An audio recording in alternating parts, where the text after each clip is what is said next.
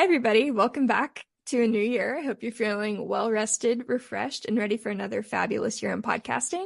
I'll be your host today. My name is Elissa, by the way, and I'm the marketing manager over here at Headliner. And today I'm joined by Norma Jean from Podbean. And today we'll be talking about all things growth and monetization.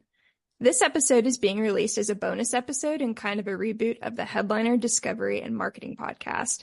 But don't worry, the Headliner Pod is definitely still alive and kicking and will be back in action every Thursday this year. But enough about that. Before we get started, Norma, would you like to say hi and introduce yourself? Yeah, hi everybody. My name is Norma Jean. I am the head of events at Podbean, and we are a podcast hosting and monetization company. So we're the company that you use to publish your podcasts and to monetize it. So we've got a lot of ad solutions built in, along with a lot of other really cool, fun aspects of the platform. Well, thank you again so much for joining us. I don't know a ton about monetization and podcasting, so I'm personally very excited for this. Yeah, we've got a lot to cover today, so let's go ahead and get to it. So Norma, are you ready? I'm ready. Perfect. Okay. So my first question relates to growth and more specifically to first-time podcasters or people to look to get into podcasting. So how can podcasters choose a niche topic that meets their listenership goals and has the potential for audience and engagement growth? Yeah, absolutely. So we get this a lot at Podbean from our podcasters in terms of like, how do you know when you've niched down enough, right? How do you know if a topic is too broad or if it's too specific? And that's really going to be different for every podcaster. So, the first thing I would say is think about your overall topic, right? Let's say, do you have an example that we can go with, or should I use mine? Use yours, because mine will be obscure. No, I like obscurity. Go for it. Horses. I'm a horse girl. Great. So. Oh, okay. All right. So let's say you want to have a podcast about horses. You're a horse girl. You're all about it. You're all about the equestrian life. So if you wanted to have a podcast about horses, maybe horses is a bit too broad, right? And so maybe you also want to talk about riding your horse, or you want to talk about taking care of your horse, maybe owning a horse, or if you ride very often, maybe I think horse people correct me if I'm wrong here, but I think sometimes you can share a horse with other people, right? So maybe you want to talk about that aspect of it. Maybe you want to talk about all the gear you have. So in terms of horses, maybe I would say that's a pretty broad topic, right? So maybe you want to niche it down to horse riding, right? So maybe riding horses. And then maybe something that would be a little bit niche would be all of your tack, right? Like if you want to have a podcast, maybe just all about the equipment, that might be something that's a little bit too niche, right? Because horse equipment is different for every sport for every equestrian sport, pretty much. So I would think. So let's say, you would niche it down to riding horses, maybe even specifically the sport that you are competing in or that you engage in, whether it's, trail riding or cross country eventing or something like that.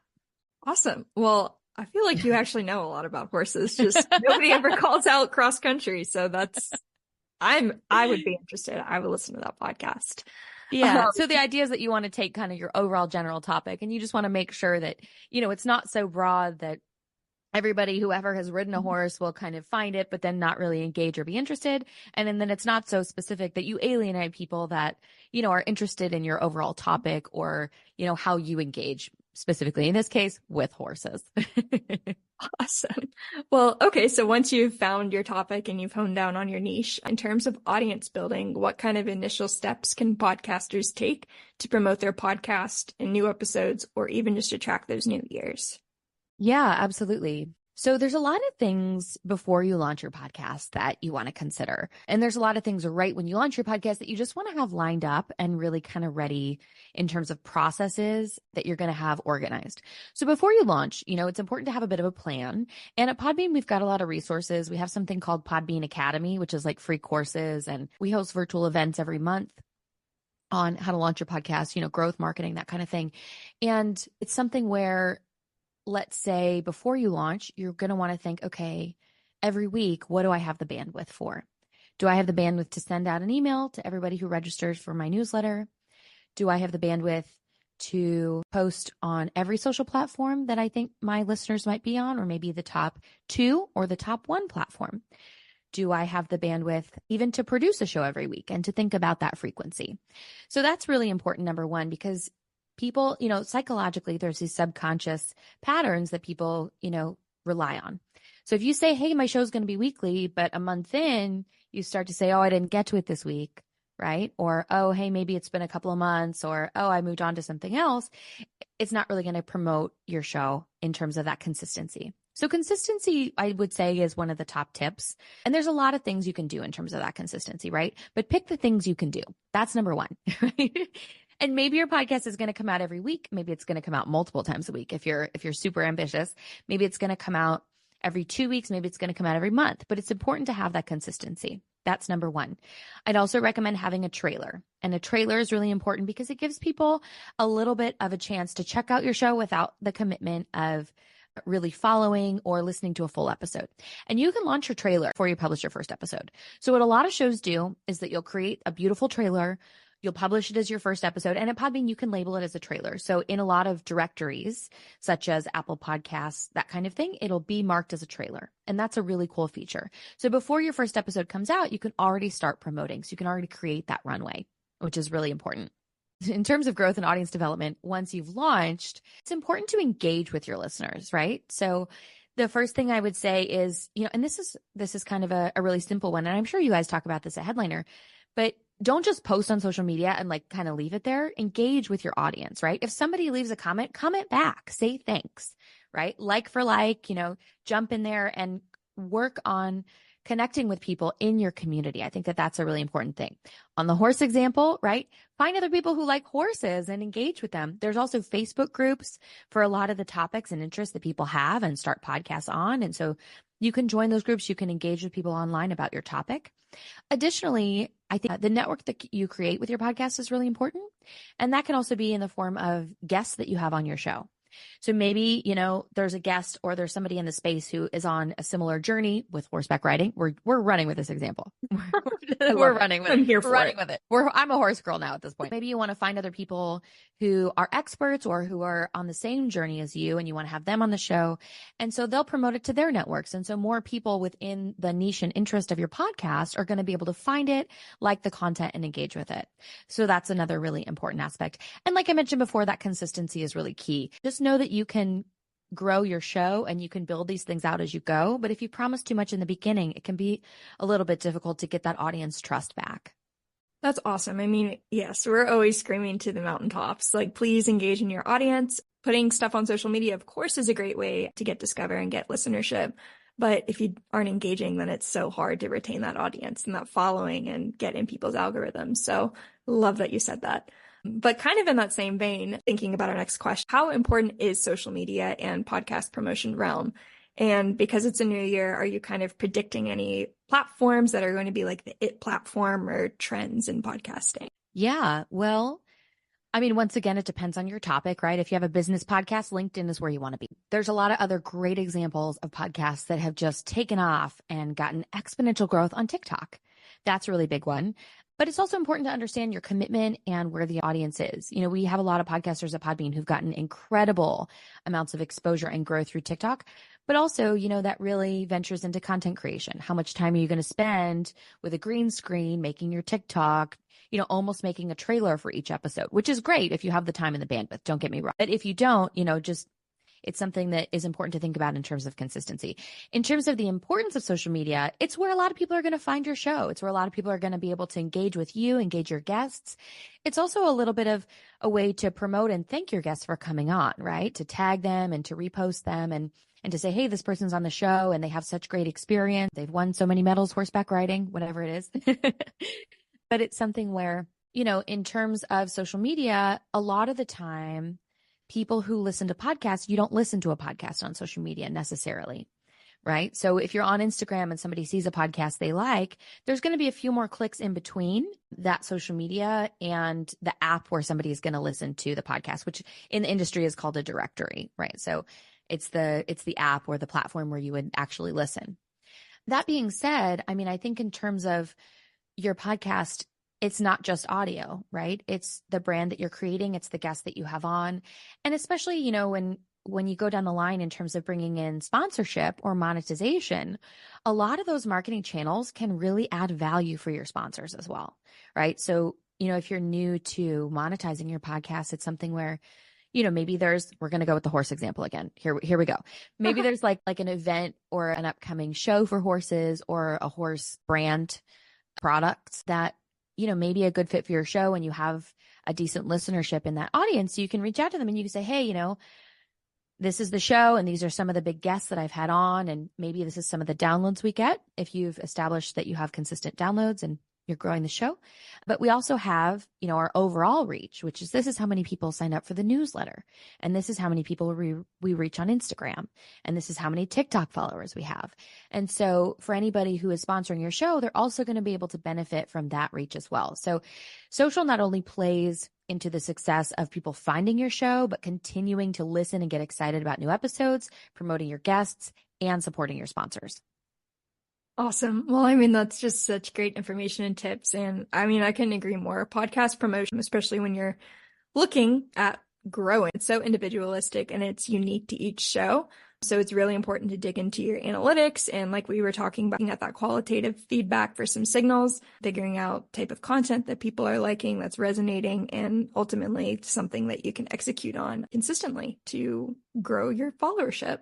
Okay, so now let's kind of get into the second part of the podcast, which is looking at podcast monetization. Mm-hmm. So can you talk about some of the top monetization strategies available to podcasters and how they can determine the most suitable approach to monetization, given things like personal bandwidth and audience size? Yeah, absolutely. So the first thing you can do if you're even before you even launch your show, right? Before you've even launched even the trailer, you can say, hey, this is what my show's about. You've started recording. Maybe you've gotten some bigger guests booked. You can go to businesses that that are within your niche and say, hey, I just want you to know I'm going to launch this podcast. And this is the energy and the input that I've put into it. And these are the guests that I have on that are already confirmed or recorded. And, this is what I'm doing. And then you can put together a marketing package and a one sheet for potential sponsors. So any podcast of any size can do that. And that's really where you're going to go individually to the businesses that can support your podcast and that are a good fit. And you're going to build that relationship one-to-one. And so any podcaster at any point can do that. And I think that that's really important, especially for specific niche podcasts. For example, we have a podcast with us called DNA Today, and it's all about genetics, right? So their sponsors are not going to be horse brands, right? Like we're talking about a horse podcast or a podcast on horses or an equestrian podcast, one of those. But it's something where, approaching the businesses within your niche that are going to gain value, right? Who are going to be able to and want to align themselves and their products and their services with some of the guests and experts that you have on your show is really important. So that's number one. And that would just kind of be a direct approach. And you can say, hey, I'm going to run this ad on my podcast. It'll be a 30-second or 1-minute ad. From there, there's a couple of ways that you can put that ad on the podcast. And so let's talk about that next. So once you've got the ad, and usually the host will record it themselves, and that's called a host read ad. And if you're listening to a podcast and the host offers a personal endorsement, statistically, it does better because the audience trusts the host, right? Your audience of your podcast trusts you. They trust you to create good content. They trust your taste. And so you can say, hey, this is a product that I've tried. Make sure you try the product. That I like. Make sure you like the product. And that I think maybe, you'll like it too. Give it a try. Here's a discount code, that kind of thing. And so that would be called a host read ad because the host reads it. Now you can insert that ad to your podcast in several ways. The original way and the oldest way that people have been doing it is called baked in. And that's where it's part of the original audio of your podcast episode. And so baked in ads are pretty popular, but once an ad's in your episode, you can't change it. So there's a lot of solutions now with technology that are incredible. At Podbean, we have dynamic ad insertion built in. DAI is the acronym that we use for it. And at Podbean, it's called Pod Ads, and it's a really phenomenal technology. And so what you would do is you can select the timestamp in your podcast where you would like to insert the ad, and then you can change the ads up. So if you're a podcaster, what we love about podcasting is that a lot of shows have been around for years and years, and you develop a rapport with the host. The host develops a rapport with your audience. And one of the things that's great about that is that you can serve fresh ads on your entire back catalog. So maybe you have an episode from 5 years ago that's really great, right? And it's one of your most popular episodes. And even now, it still gets significant downloads. You can continue to monetize that episode with fresh ads. You can continue to sell those ad slots continually. So you can keep selling them and keep generating revenue from the content that's evergreen. So that's a really cool thing. And Podbean, you literally upload the ad, you insert it into the episode. You can select all your episodes. You can select whichever episodes you want. It's a really cool technology. So that's called Pod Ads.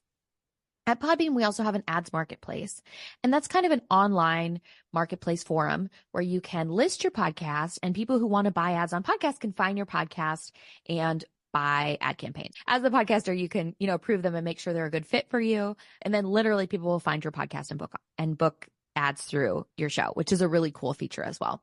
And our ads marketplace, it's free. You can sign up. It's phenomenal. So that's also built in. And then the third kind of digital ad is called programmatic.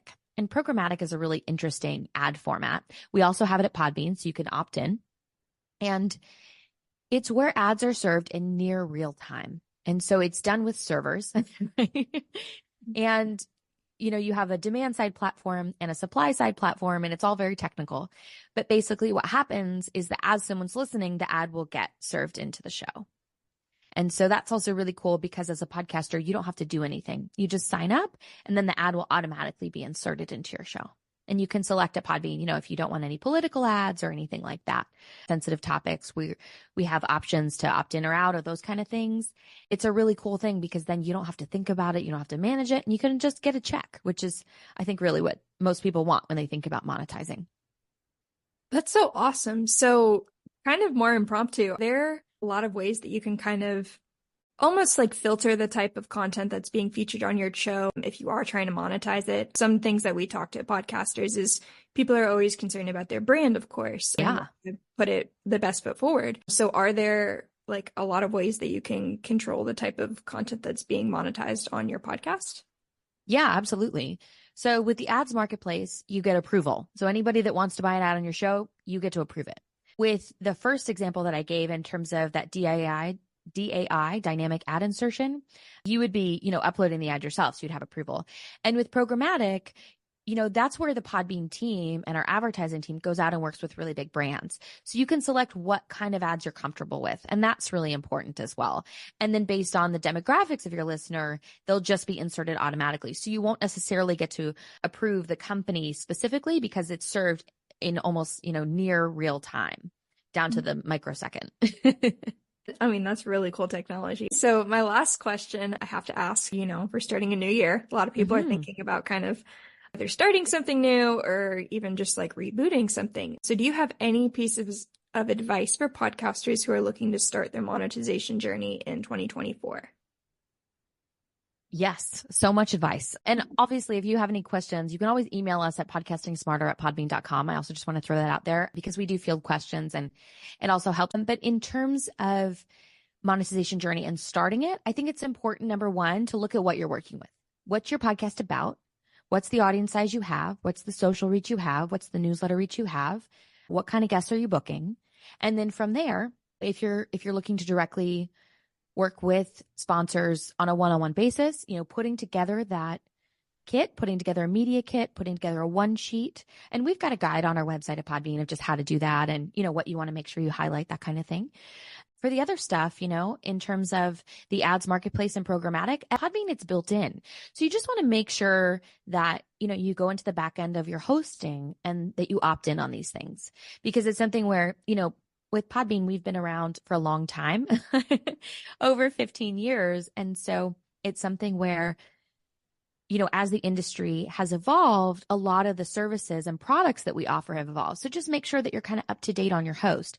So for programmatic, that's literally an opt-in, right? And the back end of our ad team will approve stuff and, make sure that your podcast meets certain standards with brands to make sure that we can insert the ads, that kind of thing. But really, you just have to opt in and say yes and say you're ready to monetize. And, a lot of that is based on downloads. So audience growth is very closely tied to a lot of ad insertion and programmatic because it's based on the number of impressions. And so it also ties in with that audience growth of how can you engage with your audience more? How can you continue to grow your audience? And I think also, we mentioned audience engagement and a few other things, but I think also, having a call to action is really important as well. If you give people something specific to do, they're more likely to do it. And so you can say, hey, will you share the show with 3 friends? Hey, will you join our newsletter? Hey, will you write us a review on Apple Podcasts? Whatever it is, be specific and don't ask too many things at once. I think that's a really important aspect as well. But in terms of getting everything sorted for your monetization journey, sign up, check out what we've got at Podbean on the back end, because there's a lot of stuff, when you're in the hustle of like, okay, I've got this new episode and I've got to get it scheduled to go out and I've got to write the show notes and I've got to make sure my transcript's uploaded. Take a couple of minutes, maybe give yourself an hour to go through the platform and just make sure you're up to date on all the features we have at Podbean, because there's a lot in the platform that is something you may not necessarily hone in on when you're in that rush of uploading and publishing an episode. Well, great advice there, especially for people that are just new to podcasting or looking to get started with monetization. I think that about does it for us. Norma, thank you so much for joining us today. I certainly learned a lot, and I hope our listeners did as well. So like I said at the start of the episode, Headliner will be releasing this as a bonus episode with the Headliner Discovery and Marketing podcast. If you'd like to hear more of this content, or any other types of topic requests, let us know. We like to say we're all ears over here at Headliner. I think that about does it. Catch you next time. And thanks again for joining, Norma Jean.